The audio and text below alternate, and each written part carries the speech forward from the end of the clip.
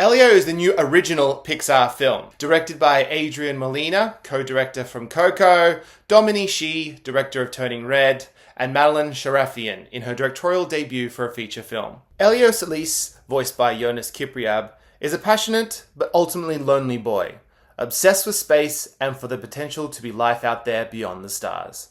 He spends most of his time attempting to make contact with aliens, which unfortunately alienates most of the people around him, most notably his Aunt Olga, voiced by Zoe Saldana.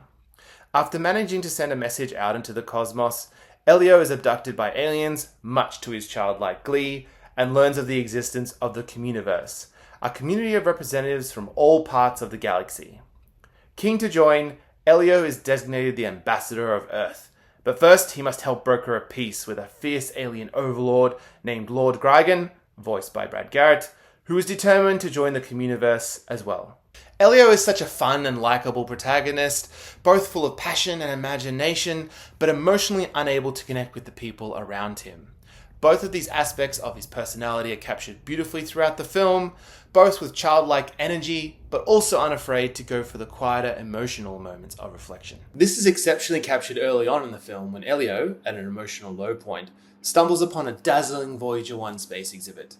The exhibit explains the purpose of Voyager 1's mission, which in turn ignites a burning passion within Elio to pursue the age-old question, are we alone in the universe? The whole movie moves at a great pace, with no moment feeling like it overstays its welcome too much, and the whole narrative having a great momentum to it. It has fun and creative alien designs, brought to life with vibrant colours and lighting.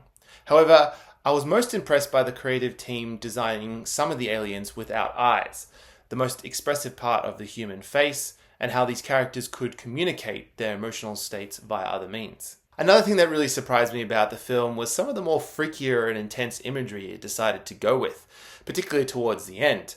And even though it holds a humorous edge surrounding these scenes, I think very young kids may find the imagery disturbing. However, I love a kids' film that decides to include more weird and intense imagery. I also love the scientific and astrological aspects of the film, with the aforementioned Voyager 1 getting special attention. However, there's a scene later in the film where the characters have to leave Earth, and when they get up there, they have to navigate all the space junk that's floating around. Now, I don't claim to know how accurate this scene is, but I appreciated how it drew attention to one of these aspects of leaving Earth. And it's something that I don't think I've ever seen really portrayed in other films, but please correct me if I'm wrong. My only wish is that we could have spent a little bit more time with Elio and his aunt, especially earlier on in the film, and especially considering the circumstances around how she became his guardian. However, there is a very beautiful and emotional scene later in the film that I really appreciated and started to get a little bit teary-eyed with. There's also the ending itself, which is great, but the repercussions from it made me want to know what happened to everyone after. But again, this is just me. For a kids film, it's fine, and it's only a little nitpick. Similar to Turning Red and Luca before it, Elio is a charming and fun little film that kids will enjoy and adults will appreciate. I absolutely adored it, and everyone needs to go and show support and go watch this film. We all loved Inside Out too, so show Pixar, and by extension Disney, that we want to see original ideas at the cinema still. Go see it. Go support it. I loved it. I'll see you next time.